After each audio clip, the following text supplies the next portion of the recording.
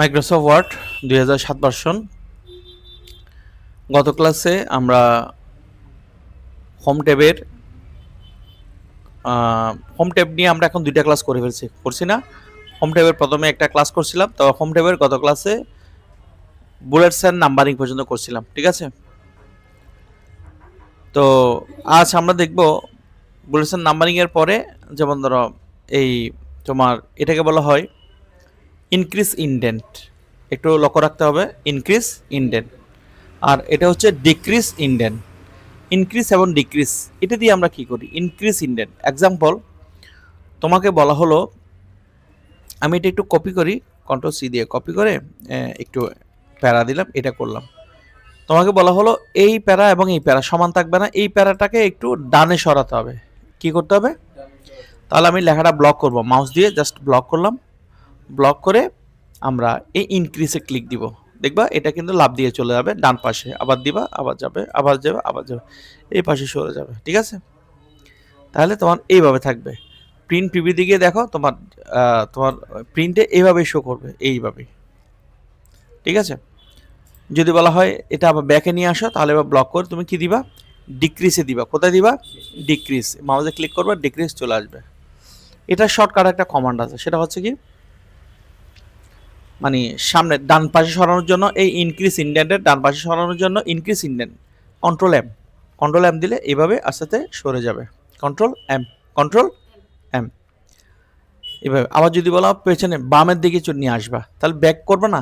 তো ব্যাক করার জন্য আমরা ডিক্রিজ করব না, কোনটা করব? ডিক্রিজ।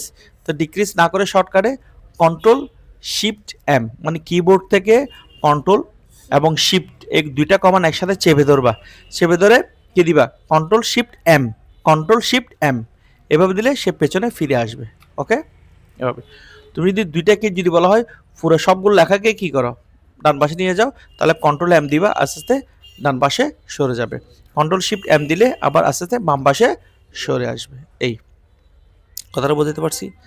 এটা ছাড়াও অন্যভাবে করা যায়। কীরকম করা যায়? এবার ব্লক করে কিবোর্ড থেকে ট্যাপ দিবা। কি দিবা? ট্যাপ।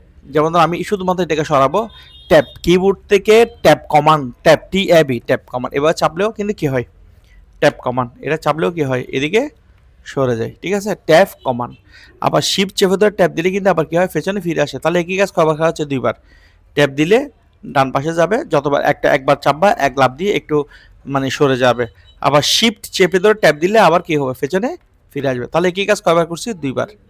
আচ্ছা, এটা ছাড়াও আরেকটা পদ্ধতি আছে, সেটা হচ্ছে তোমার মাউসের এই যেখানটা রোলার আছে, কি আছে, কি আছে দেখো, একটু পরে দেখো, স্ক্রিনে দেখো রোলার, এই যে রোলার, এখানে ব্লক কর। এই রোলারের এটাকে লেফট ইন্ডিয়ান বলা হয়। এইখানে চেপে ধরে তুমি 1 ইঞ্চি আনবা, ব্যাস এখানে চলে আসবে, এই, ঠিক আছে। আবার যদি বলো এটা একটু পেছনে যাবা, এখানে পেছনে চলে আসবে।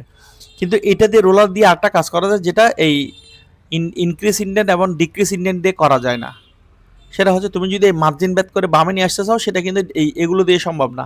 তখন তোমাকে রোলার দিয়ে করতে হবে। এখানে ব্লক করে চেপে ধরে এই যে নিয়ে আসবে, এই চলে আসছে, আসছে কি না। এবং এই পাশে ডান পাশে এখানেও কি করতে পারবো, এটা মার্জিন ব্যাথ করে এদিকে নিয়ে আসতে পারবো। তোমার যদি মনে হয় তুমি রোলার ব্যাথ করে এগুলোকে নিয়ে আসবে, তাহলে রোলার ব্যাথ করে চলে আসবে। এবং এটা হচ্ছে প্রিন্ট প্রিভিউ, এখানে চাপ দিলে দেখো তোমার এইভাবে থাকবে, এই যে, ঠিক আছে। ক্লোজ করলাম। আবার যদি বলো আগের অবস্থায় ফিরে আসবো, এবার ব্লক করবা, এটাকে চাপ দিয়ে এখানে, এটাকে চাপ দিয়ে তুমি যতটুকু প্রয়োজন ততটুকু রাখবা। এবং এখানে এই ইন্ডেনটাকে চাপ দিয়ে তুমি যতটুকু রাখতে চাও 4.5 রাখতে পারবা, ঠিক আছে, এভাবে রাখতে পারবা। এবং দুইটা লেখাকে দুই পাশে সমান করার জন্য আমরা জানি এখানে কি করতে হবে, এটা লেফট, শোনো এটা মাঝখানে, এটা সেন্টার, এটা হচ্ছে রাইট। রাইট দিলে রাইটে সমান থাকবে, লেফটে সমান থাকবে না। কিন্তু আমি দুই পাশে যদি সমান রাখতে চাই, বামে এবং ডানে, সো জাস্টিফাই করে দিবা। কি করে দিবা? জাস্টিফাই, এখানে করে দিয়ে এটা হয়ে যাবে, ঠিক আছে, জাস্টিফাই। তাহলে এভাবে আমরা কাজটা করতে পারি। অথবা আমি যদি বলি আমি শুধু বাম পাশে সমান রাখবো, তাহলে বাম পাশে এটা দিবা। তবে এটা দিলে লেফট, এখানে নিচে লেখা আছে কন্ট্রোল এল, দেখো কন্ট্রোল এল দিলে কিন্তু কি লেফট, কন্ট্রোল ই দিলে কিন্তু মিডল, কন্ট্রোল আর দিলে কিন্তু রাইট, আর কন্ট্রোল জেড দিলে জাস্টিফাই। যেমন ধরো আমি লেফটে সমান রাখবো, ঠিক আছে, তাহলে কন্ট্রোল চেপে ধরে এল দিবা, কন্ট্রোল এল দিলে লেফটে সমান থাকবে। যদি বলো রাইটে সমান রাখবো, তাহলে কন্ট্রোল আর, রাইটে শুরু আর দিয়ে, আর। তাহলে আমি বলবো না আমি কিন্তু মাঝখানে নিব, তো কন্ট্রোল ই দিলে কিন্তু মিডলে যাবে। তো তুমি যদি বলো মিডলে হল তো কন্ট্রোল এম দিলে হওয়ার কথা, কিন্তু কন্ট্রোল এম দিলে তো আমাদের কি হয় ইনক্রিজ ইন্ডেন্ট হয়, তো সেজন্য কন্ট্রোল এম দিয়ে কি হবে না মিডল হবে না, তো কন্ট্রোল ই দিতে হবে, কন্ট্রোল ই দিলে মাঝখানে, কন্ট্রোল এল দিলে লেফটে, কন্ট্রোল আর দিলে রাইটে, আর দুই পাশে সমান রাখার জন্য যেটা আমরা অলওয়েজ করি কন্ট্রোল চেপে ধরে যে মানে জাস্টিফাই, কন্ট্রোল যে মানে জাস্টিফাই, ব্যাস এটা হয়ে যাবে। ঠিক আছে, তো এইভাবে করে আমরা এগুলো করতে পারবো। আর যদি আমরা এখন যদি তুমি যদি শিপ চেপে ধরে ট্যাপ দাও এখানে আবার চলে আসবে, আবার এটাকে এইভাবে করার জন্য শিপ ট্যাপ দিলে আর হবে না, এটাকে টেনে কী করতে হবে মার্জিন বরাবর নিয়ে আসতে হবে, তাহলে অনেকভাবে এই কাজগুলো করা যায়। তাহলে এটাই করছি আমরা ইনক্রিজ ইন্ডেন্ট এবং ডিক্রিজ, আর এগুলো লেফট রাইট জাস্টিফাই এগুলো করছি।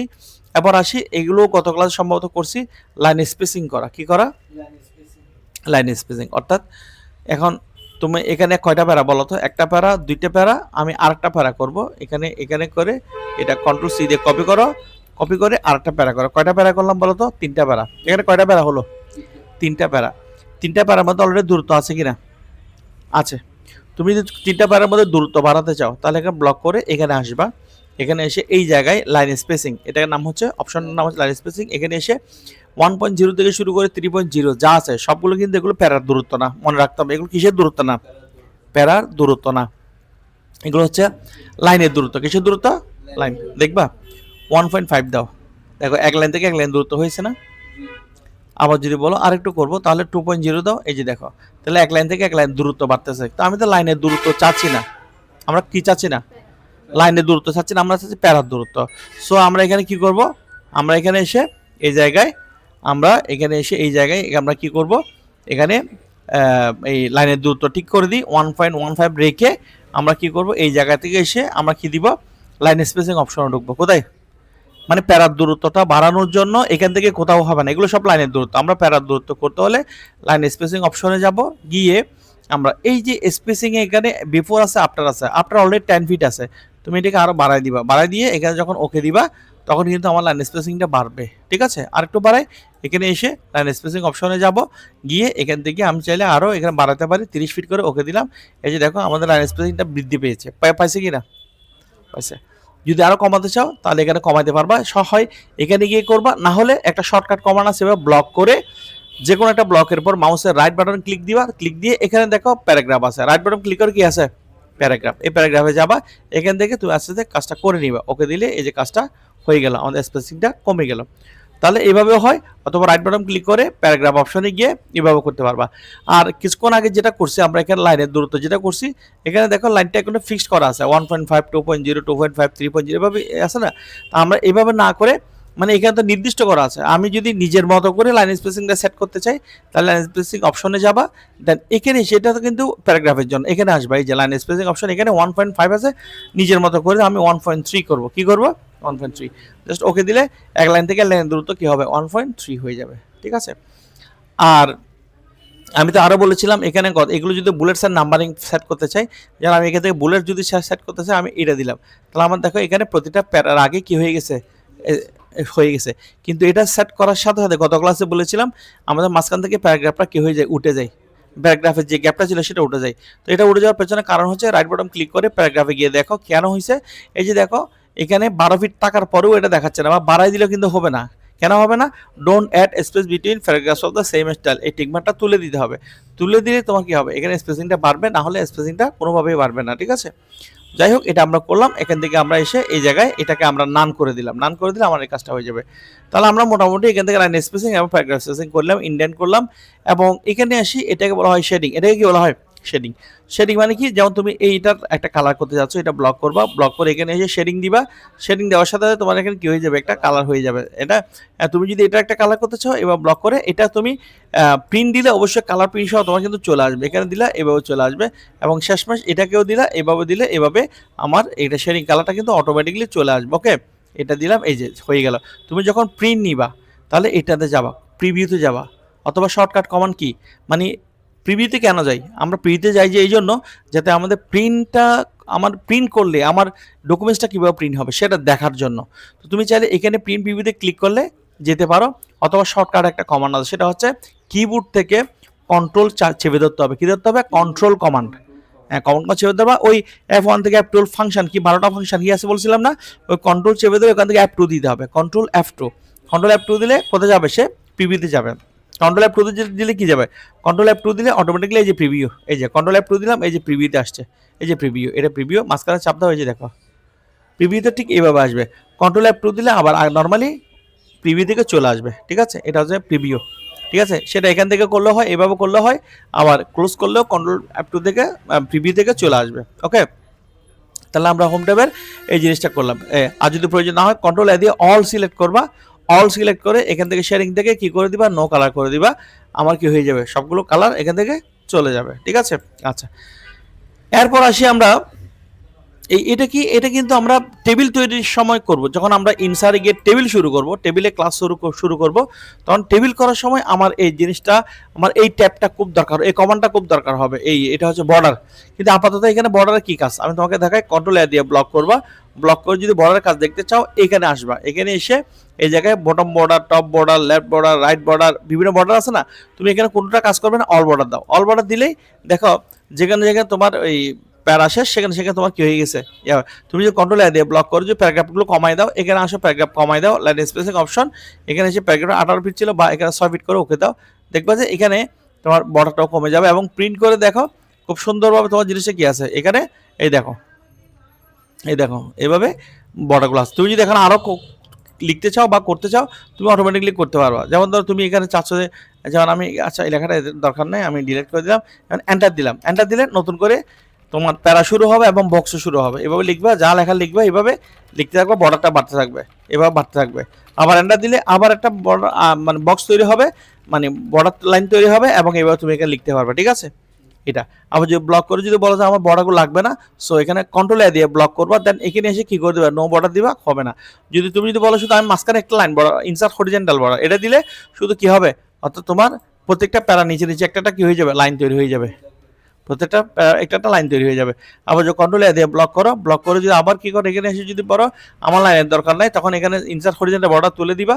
আবার যদি বলো যে আমার কি আউটসাইড বর্ডার দরকার, শুধু বাইরের বর্ডারটা হবে, ভিতরের বর্ডার কিন্তু আবার তোমার থাকবে না। এভাবে কি হয়ে যাবে, চতুর্পাশে লেখার চতুর্পাশে কি হয়ে যাবে, নর্মালি বর্ডার তৈরি হয়ে যাবে।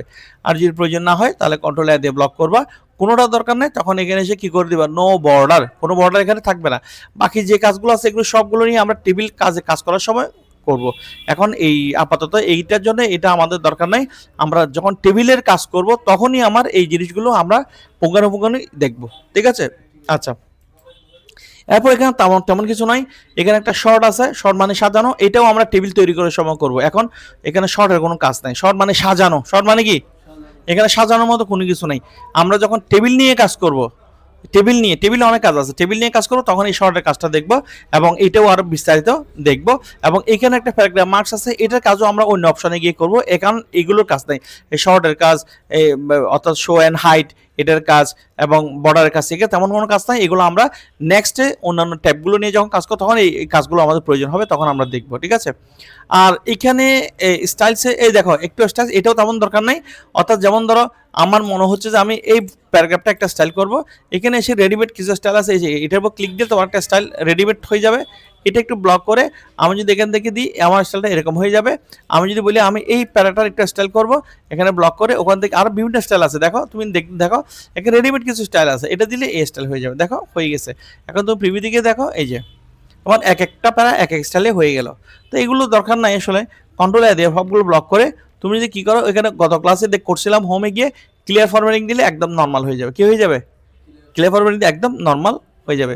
তো আমরা কেন দরকার নাই বলতেছি, কারণ এগুলো ব্লক করে তুমি চাইলে এখানে ব্লক করে লেখার ফন্ট চেঞ্জ করতে পারো, লেখা সাইজ বড় করে দিতে পারো, বোল্ড করতে পারো, ইটালিক করতে পারো, আন্ডারলাইন করতে পারো, কালার করতে পারো, নিজে যে করতে পারো না, পারো তো। যেমন আমি এটা ব্লক করে এটা একটা কালার করে দিলাম, এখানে যেমন এটা আমি দিলাম, আমি এখান থেকে এসে যে কোনো একটা স্টাইল দিলাম, আমি আমার প্রত্যেকটা লেখা আমি আলজেরিয়ান স্টাইল লিখবো, তাহলে আলজেরিয়ান হয়ে গেল না। আমি এখানে একটা কালার দিব, কালার হয়ে গেল না, এই যে কালার হয়ে গেল না। তাহলে এটা একটা স্টাইল করতে, এইভাবে নিজে নিজে যেগুলো করা যায়, ওখানে রেডিমেড স্টাইল করে দেওয়া আছে, রেডিমেড স্টাইল করতে পারবা। যাই হোক, আমরা এখান থেকে এসে এই কাজগুলো করবো, কন্ট্রোল এ দিয়ে ব্লক করে আমরা ক্লিয়ার ফরম্যাটিং দিব, সবগুলো আবার আগের মতো হয়ে যাবে, ঠিক আছে।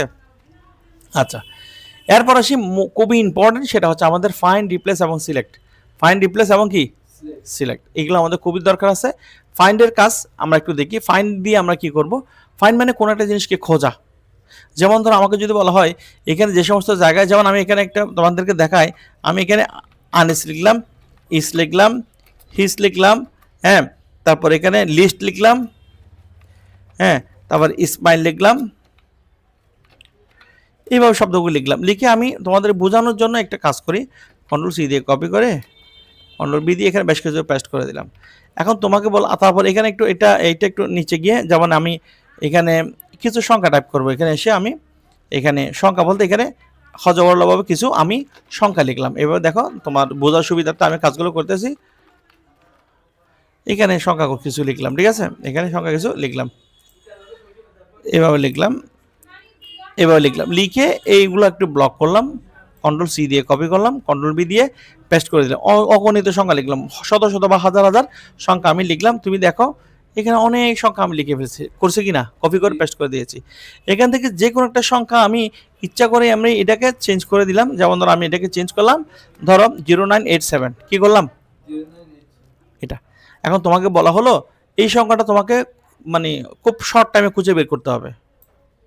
তাহলে তুমি এই সংখ্যাটা কেমনে খুঁজে করবা, সেটা হচ্ছে ফাইন্ড, কিসের মাধ্যমে, ফাইন্ড।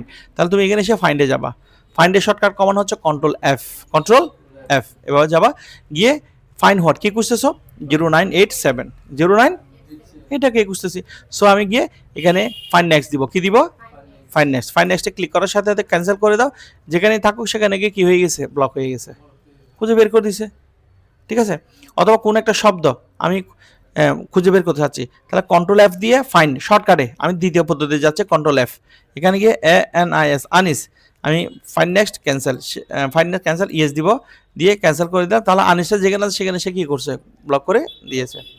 আমরা একটু আরেকটু অ্যাডভান্স ফাইন্ড নিয়ে যদি কথা বলতে চাই, অ্যাডভান্স ফাইন্ড মানে আমরা তো নর্মালি ফাইন্ড করছি, এখন অ্যাডভান্স ফাইন্ড করব। যেমন আমাকে বলা হলো যে এখানে আমার এই ডকুমেন্টসের মধ্যে যে সমস্ত স্থানে ইস ভার্বটা আছে, ইস ভার্ব, ওই ইস ভার্বটা খুঁজে বের করতে হবে, মানে খুঁজে বের করে হাইলাইট করে দিতে বল। আমি আমার ডকুমেন্টসে অনেকগুলো ইচ্ছা আছে, এখানে আমি যাচ্ছি শুধুমাত্র অনলি ইস ভার্বটা খুঁজে বের করে হাইলাইট করে দিতে হবে, হাইলাইট মানে মার্ক করে দিতে হবে। তাহলে আমি মার্ক করা খুঁজবো, তাহলে শর্টকাট কমান কি, কন্ট্রোল এফ, কন্ট্রোল এফ, গেলাম। কন্ট্রোল এফে গিয়ে এখানে কাকে খুঁজতেছি বলো তো, ইসকে, কাকে, ইসকে, এই যে ফাইন হোয়াট ইস লিখবো। তাহলে কি করতে বলছে, ইসটা খুঁজে হাইলাইট করতে বলছে। তো ইসটা টাইপ করে এখানে দেখো রিডিং হাইলাইট, এখানে ক্লিক দিবা, হাইলাইট অল করে দিবা। তাহলে এখানে ক্লোজ দেখো, এখানে একটু মজার জিনিস দেখো কি হয়েছে, ইসকে খুঁজে বের করছে। এই যে ইসকে খুঁজে বের, একটা ইসকে সে খুঁজে নেই, নর্মালি ইসকে খুঁজছে, দিসের ইসকে খুঁজে বের করছে। তারপরে এখানে ইসকে খুঁজছে, এখানে ইসকে খুঁজছে, এখানে ইস, দিস, ইস, এখানে এই যে দিস, আবার এখানে দেখো হিসের ইসকেও খুঁজছে, লিস্টের ইসকেও খুঁজে বের করছে, আনিসের ইসকেও খুঁজছে। এভাবে ইসমাইলের, এই যে ইসমাইল কই, ইসমাইলের ইসকেও ব্লক করছে, করছে কি না। সে এবারে যেখানে যেখানে ইস পেয়েছে প্রত্যেকটা জায়গায় সে কি করে দিয়েছে, হাইলাইট করে দিয়েছে। আমি কি ওইরকম চেয়েছি না, আমি অনলি ইস বার্ব, কাকে, অনলি ইস বার্ব, কি কোন বার্ব, ইসবার। তাহলে এটা কাজ করো, কন্ট্রোল অ্যাপ দিয়ে আবার ফাইন্ডে যাও, ফাইন্ডে গিয়ে আমি একে কি করব, রিডিং হাইলাইট থেকে ক্লিয়ার করে দিব, তাহলে সব ক্লিয়ার হয়ে গেল। এখন আমরা শুধু অনলি ইসবাবকে খুঁজবো, তখন ডাইরেক্ট হাইলাইটে না গিয়ে তুমি একটা কাজ করবা, মোড়ে যাবা, কোথায়, মোড়ে গিয়ে ফাইন্ড হোল ওয়ার্ডস অনলি, ফাইন্ড হোল ওয়ার্ডস অনলি, শুধুমাত্র পূর্ণ শব্দগুলো, শুধুমাত্র কি পূর্ণ শব্দগুলো, ফাইন্ড হোল ওয়ার্ডস অনলি, এখানে টাইপ দিবা, দিয়ে এখানে এসে রিডিং হাইলাইট অল দিয়ে ক্লোজ করে দিবা। দেখো শুধুমাত্র সে কি করছে, ইসবারকে খুঁজে বের করছে, ঠিক আছে। আর যদি প্রয়োজন না হয় কন্ট্রোল অ্যাপ দিয়ে ফাইন্ডে যাবা, ফাইন্ডে গিয়ে এখানে ফাইন্ড হোল ওয়ার্ডস অনলি তুলে দিবা, এখান থেকে ক্লিয়ার হাইলাইট করে দিবা, মোডটা লেস করে দিবা, তারপর এখানে এসে কাউকে খুঁজতে হবে না, ক্লোজ করে দাও, কাজটা হয়ে গেছে। এটাই ছিল কিসের কাজ, ফাইন্ডের কাজ। আর রিপ্লেস হলো পরিবর্তন করা, এখানে একটা রিপ্লেস আছে না, এই যে দেখো রিপ্লেস, রিপ্লেসটা কি, পরিবর্তন। এখানে বলা হলো যে সমস্ত জায়গায় মানে আমাদের কি আছে, আবার ধরো মামুন আছে, মামুনকে চেঞ্জ করে কি করতে হবে, ইস করতে হবে, না সরি মামুনকে চেঞ্জ করে আমি অন্য একটা নাম দিব, যেমন ধরো হায়দার দিব, তাহলে চেঞ্জ করবো না, তাহলে কোথায় যাব, রিপ্লেস, এখানে যাব। রিপ্লেসে কি কাকে চেঞ্জ করবো বলো তো, MAMUN, মামুনকে চেঞ্জ করবো কি দিয়ে, আনিস দিয়ে, কি দিয়ে, আনিস দিয়ে চেঞ্জ করব।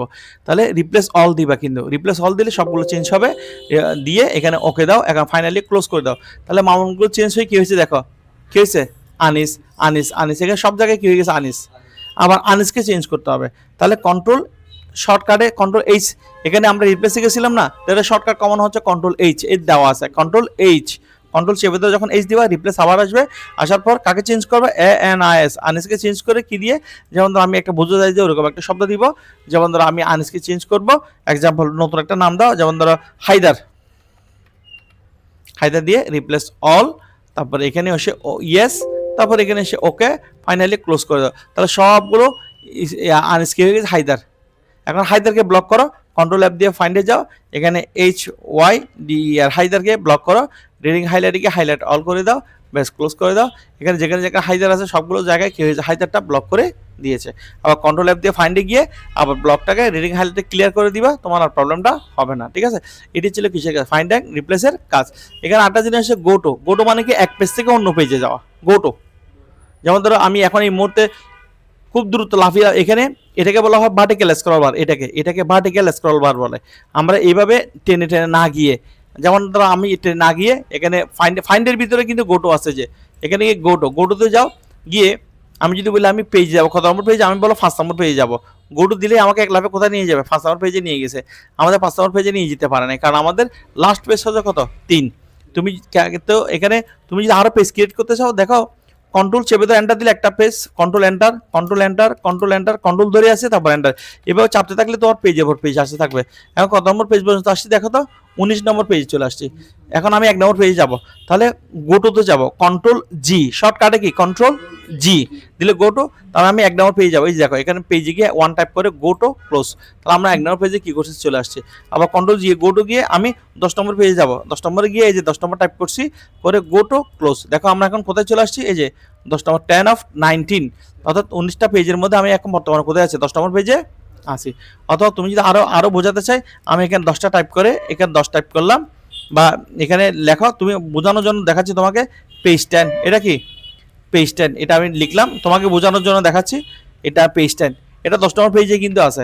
এখন আমি কন্ট্রোল জি দিয়ে গোটো দিয়ে 1 নম্বর পেজে গিয়ে গোটো দিলাম, ক্লোজ করলাম। এখন আমরা কোথায় আছি, 1 নম্বর পেজে। এখন 10 নম্বর পেজে যাব, কন্ট্রোল জি দিয়ে গোটো যাব, এখানে 10 নম্বর টাইপ করে দিব, যে 10 নম্বর টাইপ করছি, গোটো ক্লোজ।